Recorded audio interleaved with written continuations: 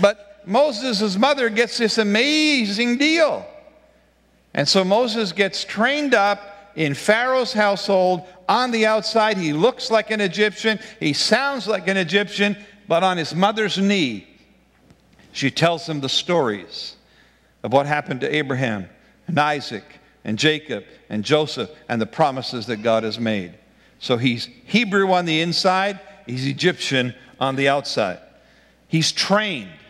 He understands the wisdom of the Egyptians because he spends 40 years. He's got great power, great authority, great prestige.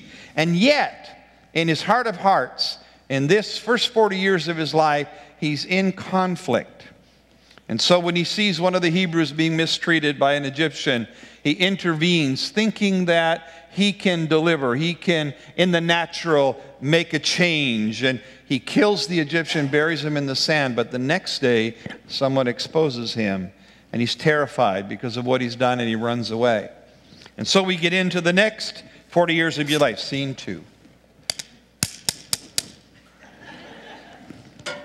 He's in Midian now. He's living quietly and comfortably, and he starts to unlearn the ways of Egypt.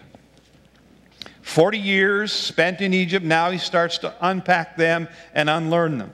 He still has uncertainty, fear, concerns about his future. If you put it in the modern vernacular, he's a felon, a murderer, and a fugitive. How'd you like that hanging over your head? You're a felon, you're a fugitive, you're a murderer.